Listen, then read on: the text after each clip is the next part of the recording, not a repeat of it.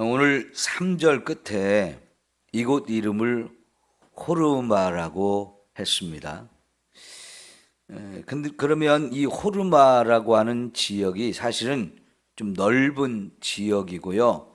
그 지역에 좀 여러 종족들이 살고 있는데 그 중에 한 종족과의 싸움이 일어난 거거든요. 우리가 20장부터 25장까지가 이 가데스 바네아에서 새롭게 출발을 해가지고 요단강 건너편 쪽 모압들까지 가는 과정을 여기서 설명하고 있는데요. 그 과정 속에 지금 이 가나안 땅 남쪽에 있는 가나안 족속 중에 한 족속과 싸움이 일어난 겁니다. 이것은 이제 38년 동안의 광야 방황하는 시간을 마치고 새롭게 출발하는 그 단계에서 싸움이 일어났는데, 이 싸움은 실제적으로 보면은 이 가나안 땅에 살고 있는 그 많은 족속, 많은 나라 가운데 첫 번째 그 가나안 땅에 사는 사람들과의 싸움이에요. 그리고 승리를 했습니다. 그래서 이게 굉장히 의미가 있는데요. 사실은 여러분 14장에도 이들과의 싸움이 한 번 더 있었어요. 근데 꼭 그때 싸웠던 바로 그 사람들은 아닐지라도 같은 지역에 있는 또 다른 사람이라고 볼 수 있는데요. 그거는 가데스 바네아에서 정탐꾼을 보냈다가 이스라엘 백성이 그 땅에 못 들어가겠다라고, 우리는 그들 앞에 서면 메뚜기 같아서 전혀 이길 수 없고 빼앗을 수 없고 그 땅도 들어가 봐야 뭐 좋은 땅이 아니니까 갈 수가 없다고 여러 가지로 이렇게 불평불만하고 믿음을 갖지 못해서 하나님이 그럼 너희들 못 들어가 해가지고 38년 동안 이 광야의 생활을 여기저기 방황하도록 하셨는데, 하나님이 그렇게 말씀하셔서 이제 못 들어간다고 그랬을 때 이 백성들이 뭐라고 그랬습니까? 뒤늦게 우리 가겠습니다. 뒤늦게 싸우겠다고 하나님은 허락하지도 않는데 자기들 마음대로 싸우러 갔어요. 거기가 이제 이 호르마라고 하는 지역이거든요. 근데 그때는요, 싸워보지도 못하고 그냥 참패를 당했어요.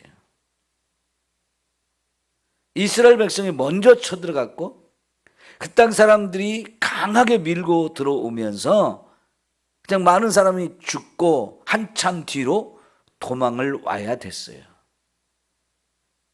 그때와 지금 38년이 지나서 다시 한번 똑같은 그때 사람들은 아니지만 같은 지역, 조금 옆에라고 보겠죠. 또 다른 사람들과 전쟁이 일어났는데 그때와는 지금 완전히 다른 전쟁이 됐어요. 그때는 이스라엘 백성들이 하나님이 허락하지도 않는데 자기들 마음대로 가서 싸우겠다고 했다가 처절한 패배를 당한 거고요. 38년이 지난 다음에 다시 한번 전투가 벌어졌는데 이번에는 그 가나안 족속이 먼저 이스라엘을 쳐왔어요. 사실 이스라엘은 그들과 싸울 생각이 없었는데 그쪽 사람들이 먼저 쳐들어와 가지고 전쟁이 일어난 거거든요. 그런데 이번에는 하나님께 물어봤어요. 하나님, 우리가 이 전쟁을 할까요? 지금 우리가 쳐들어가면 하나님이 이들을 우리 손에 붙여주시겠습니까? 라고 하나님께 하나님의 뜻을 구했고요. 그래서 하나님이 허락하셨고 바로 승리가 이루어진 거예요. 자, 그런 차이가 있는데요.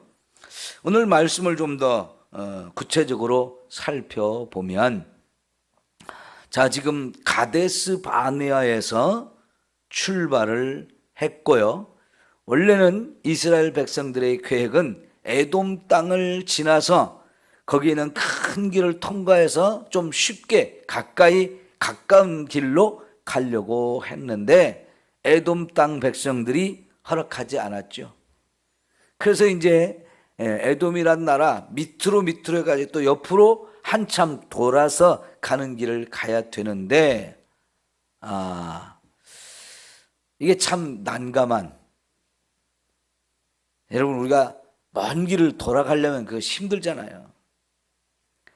그런 상황에서 이 가나안 땅에 살고 있는 사람들이 지금 이스라엘 백성들이 가데스 바네아라는 그들이 바로 밑에까지 와 있는데요.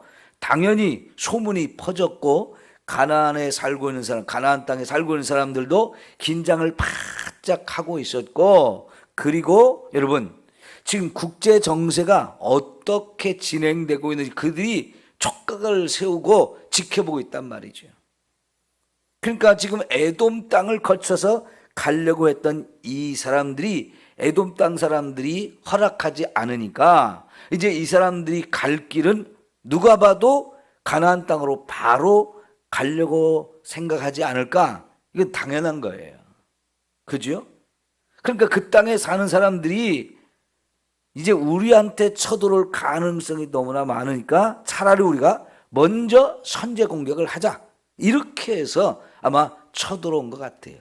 이스라엘 백성들 입장에서는 바로 그들과 싸워서 바로 들어갈 생각이 없었거든요. 하나님 허락하신 길은 남쪽으로 내려와가지고 한참 내려와서 이렇게 동쪽으로 멀리 이렇게 돌아가야 되는 길이었는데요. 이스라엘 백성들의 계획을 모르는 그들의 입장에서는 돌아가는 상황들을 봤을 때 아무래도 우리 쪽으로 제일 먼저 공격을 하고 들어올 것 같다, 이 생각을 했기 때문에 쳐들어온 거예요. 그리고 그들이 쳐들어왔을 때 여러분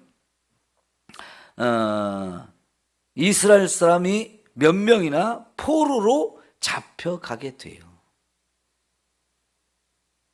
이때 이제 이스라엘 백성들이 싸워야 되겠다, 이들하고는 싸워서 포로로 끌려간 사람도 잡아와야 되고 이참에 저놈들 완전히 전멸을 좀 시켜야 되겠다는 마음이 강하게 그들 마음에 확 불릴 듯 일어났어요. 우리 전쟁 영화를 보면요, 막 적군과 아군이 서로 대치한 상태에서 막 싸우다가 내 옆에 있는 전우가 총에 맞아 딱 죽잖아요. 그러면 영화 같은 데 보면 항상 어떻게 합니까? 옆에 있는 전우가 죽으면 그 옆에 있는 사람이 막 화가 나가지고 이 옆에 내 전우를 죽인 저 적을 향해서 벌떡 일어나가지고 막 총을 쏴가지고 사정없이 그들을 죽이는 그런 장면들이 나오잖아요. 이거는 아마 전쟁이 일어나면 많은 군인들이 그런 마음이 들 거예요. 나도 언제 총이 어디서 날라와서 죽을지 모르는 정말 목숨을 걸고 싸우는 상황인데 내 옆에 있는 동료가 죽으면 눈이 뒤집힌다고 봐야죠. 내가 죽은 거는 똑같단 말이죠. 그러면 이거는 그런 적을 그냥 둘 게 아니고 어떻게 해서든지 저놈들을 싹 죽이고 싶은 마음이 막 일어나듯이 지금 적이 쳐들어와 가지고 우리 백성들의 일부가 포로로 끌려가고 또 몇몇은 죽기도 하고 뭐 이런 상황이 되니까요, 이거 참을 수가 없는 거예요. 어떻게 해서든지 포로로 끌려간 사람도 찾아와야 되겠고 우리를 공격한 이 사람들 다 그냥 전멸시키고 싶은 마음이 있어가지고 하나님께 소원을 한 거죠.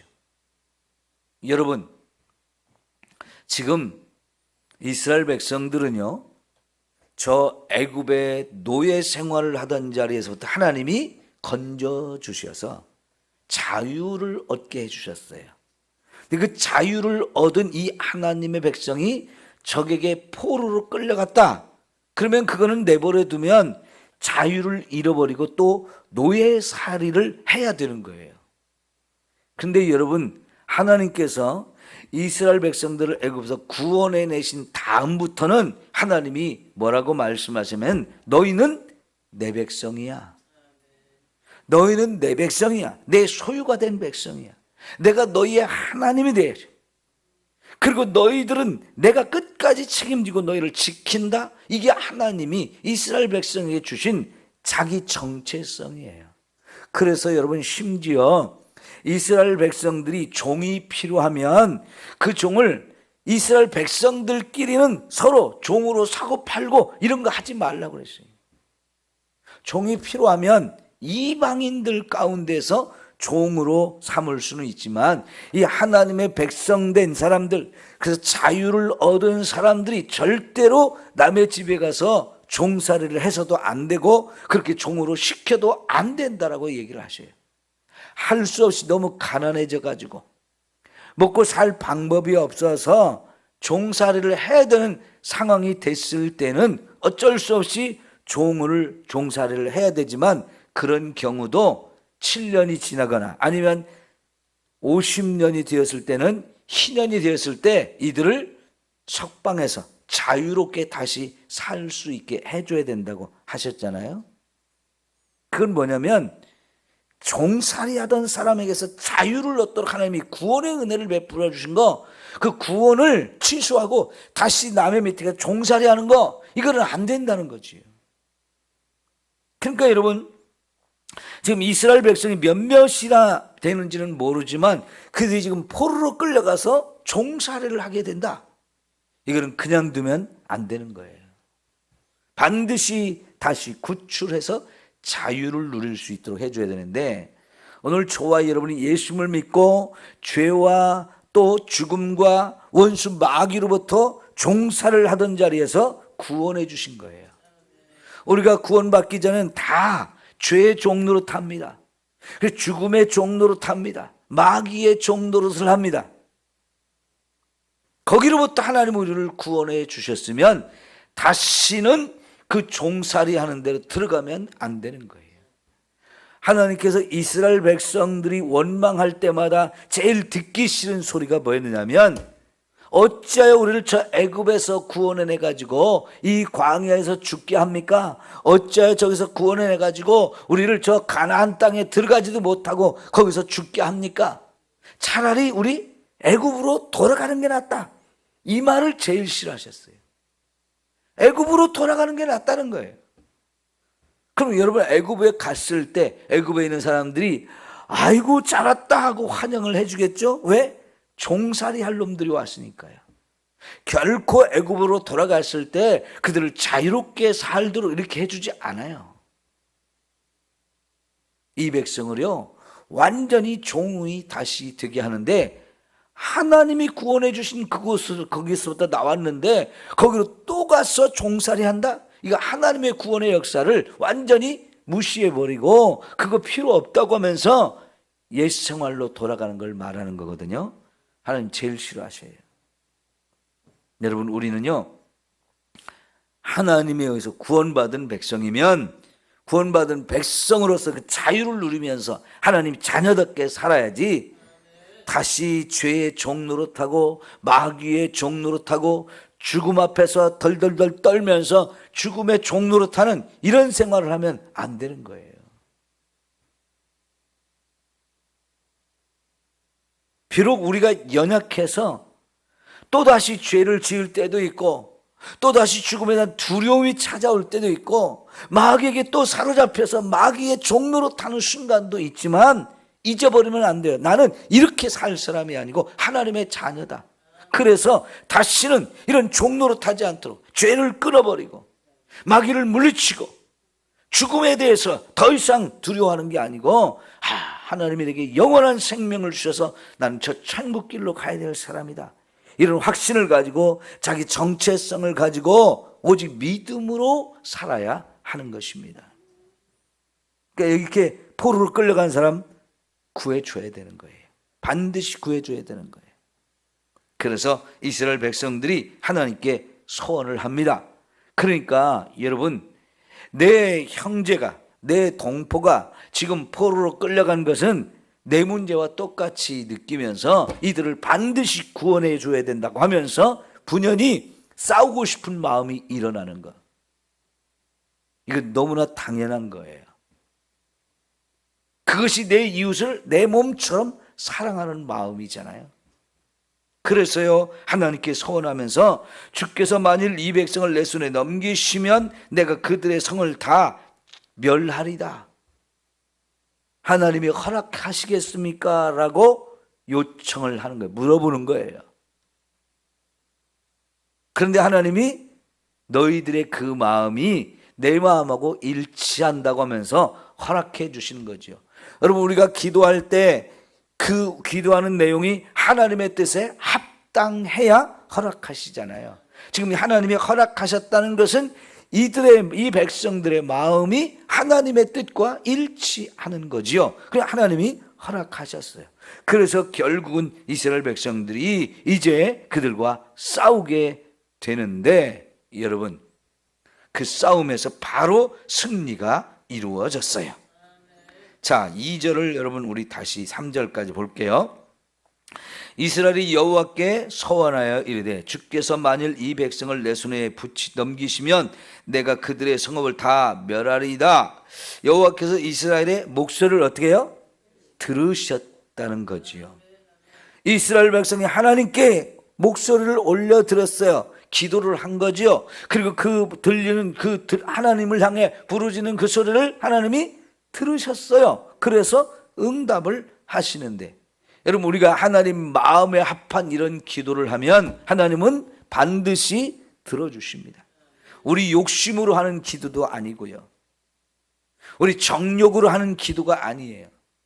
이거는 혈과 육에 대한 싸움이 아니고 영적 전투라고 생각하고, 하나님이 구원한 백성을 지금 끌고 가고 포로로 잡아간 저놈들 그냥 두면 안 된다는 거죠. 이게 하나님의 마음과 일치하는 마음이에요. 그래서 하나님이 허락하셨고요. 그래서 가나안 사람을 그들의 손에 넘겨주셨고요. 그래서 그들과 그들의 성읍을 다 멸하니라. 네. 완전히 가서 전멸을 시켰고 포로로 끌려간 사람 다 다시 돌아오게 된 거지요. 예. 여러분, 그리고 나서 이제 이 전쟁이 승리로 이루어지니까 그곳 이름을 뭐라고 했어요? 호르마라는 이름을 졌습니다.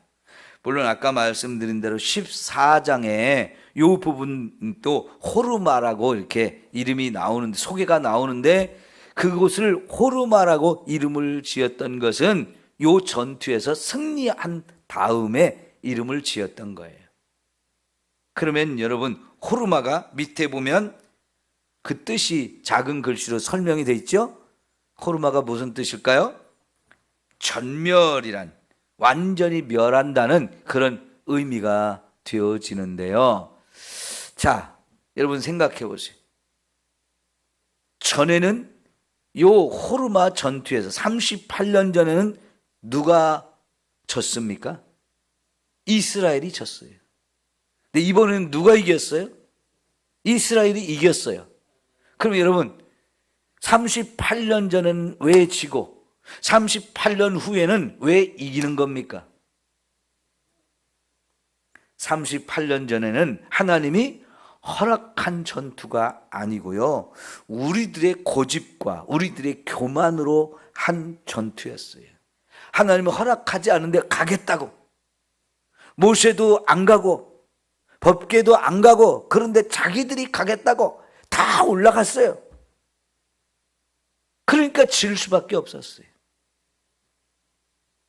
그건 믿음으로 한 게 아니고요, 자기들의 정욕으로 한 거고 탐욕으로 한 거예요. 근데 이번에는 어떤 거예요? 하나님께 여쭤봤어요. 과연 이것이 하나님 뜻인가 아닌가?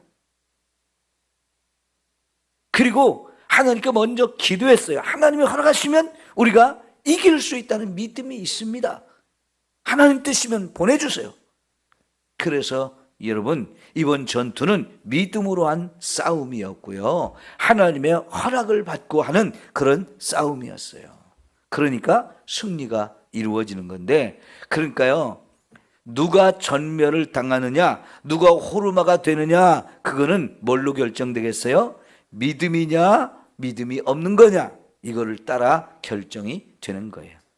믿음이 있으면 내가 적을 전멸시킬 수 있지만, 믿음이 없이 행하는 일이라면 적에게 내가 완전히 전멸을 당할 수도 있는 거예요.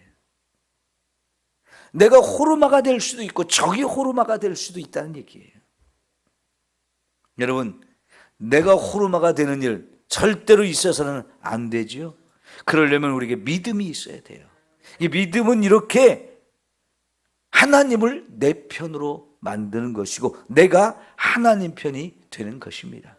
그러면 하나님이 내 편이 되시면 그 싸움은 반드시 승리하게 되어 있고요. 하나님이 저와 여러분으로 하여금 승리할 수 있는 권세와 능력을 주십니다. 여러분, 예수님께서 마태복음 10장에 보면 제자들을 전도의 현장에 보내면서 내가 너희들에게 귀신을 제어하며 질병을 치유할 수 있는 권세를 준다 하시면서 보내주셨거든요. 여러분, 우리에게 이 권세와 능력을 주시는 분이 예수님이셔요. 우리는 얼마든지 세상 속에서 원수 마귀와 싸워 이겨야 되고요, 죄와 싸워 이겨야 되는데 그게 하나님 뜻이거든요.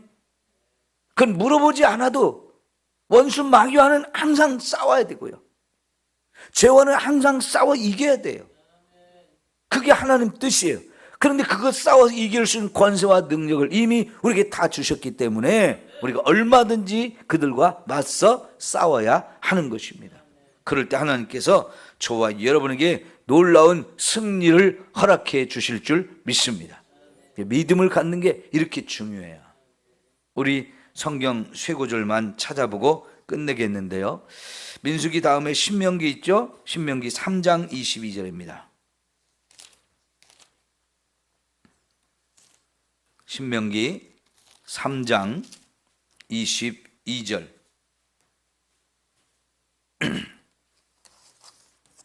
자, 다 같이 읽습니다. 시작. 너희는 그들을 두려워하지 말라. 너희 하나님 여호와께서 친히 너희를 위하여 싸우시리라. 아멘. 여러분, 이제 가나안 땅 앞에 와서 적을 바라보고 있어요. 싸워서 이겨야 될 적들과 지금 대치하고 있는 상황인데 여기서 모세가 하는 말이 너희는 저들을 두려워하지 말라. 왜요? 하나님이 우리를 위해서 친히 싸워주시겠다는 거예요. 그러면 이거는 뭐 백전백승이죠. 싸워보나 마나죠. 뭐 우리의 승리가 되는 거죠. 여러분, 우리가 어떤 적이 오고 어떤 마귀가 온다 할지라도요, 우리는 반드시 이길 수 있습니다. 이 믿음을 가지고 우리가 싸우는 게 너무 중요합니다. 자, 신약 성경에서도 디모데전서 6장입니다. 저 뒤 신약 성경 디모데전서 6장으로 갑니다. 12절입니다.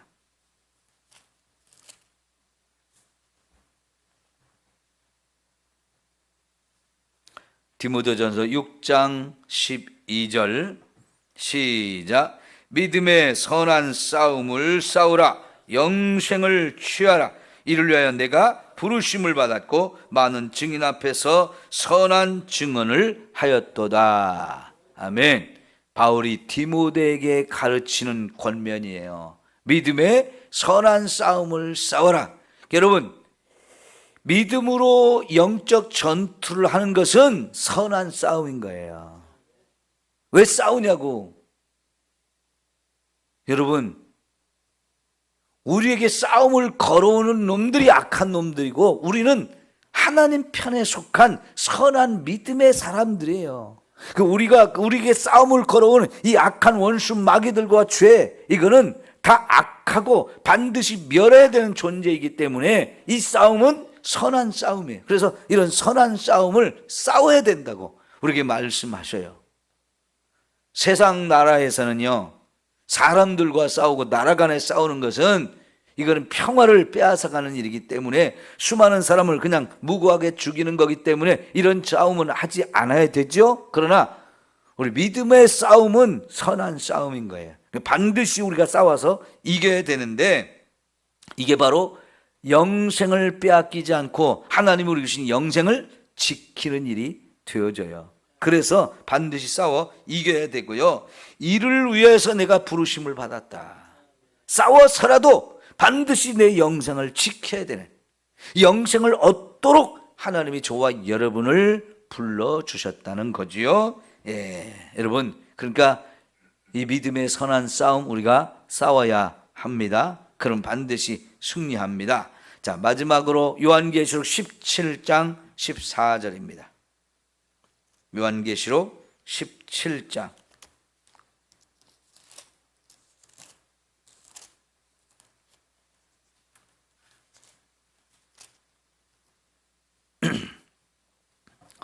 요한계시록 17장 14절.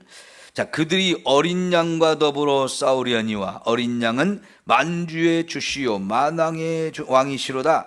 그들을 이기실 터이요 또 그와 함께 있는 자들 곧 부르심을 받고 택하심을 받은 진실한 자들도 이기리로다. 아멘.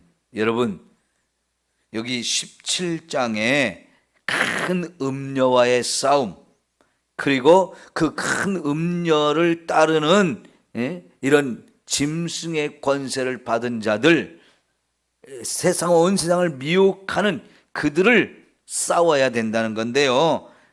이제 우리가 싸울 때 누구와 함께 싸우느냐? 누가 우리 편이 되시느냐? 어린 양이 우리와 함께 싸운다는 거예요. 어린 양 대신 예수님. 여러분 생각해 보세요. 어린 양이 싸우면 그 싸움이 누가 이기겠어요? 어린 양이 뭔 싸움을 해요? 근데 여기서 말하는 어린 양은 누구예요? 예수님이잖아요. 그 예수님이 우리의 대장이 돼서 우리와 함께 싸우니까 어린 양은 만주의 주시고 만왕의 왕이인데 누가 예수님과 싸워 이기겠어요? 예수님 반드시 이기죠. 또 그래서 그 예수님과 반드시 이기실 터이요 또 그와 함께 있는 자들 곧 부르심을 받고 택하심을 받은 진실한 자들도 이긴다. 우리가 싸우는 이 싸움은요 이미 승리가 예정되어 있고 확정되어 있는 싸움이에요. 그러니까 우리가 싸우기만 하면 반드시 이기는 거예요. 왜요? 예수님이 우리 대장이 되셔서 앞서가시고 우리와 함께 싸워주시기 때문에 마귀와 싸우고 죄와 싸우면 저와 여러분 반드시 이길 수 있습니다. 꼭 승리하는 이 싸움에 여러분 물러서지 마시고 두려워하지 마시고 싸워서 이기며 사는 저와 여러분이 되어야 합니다. 기도하겠습니다.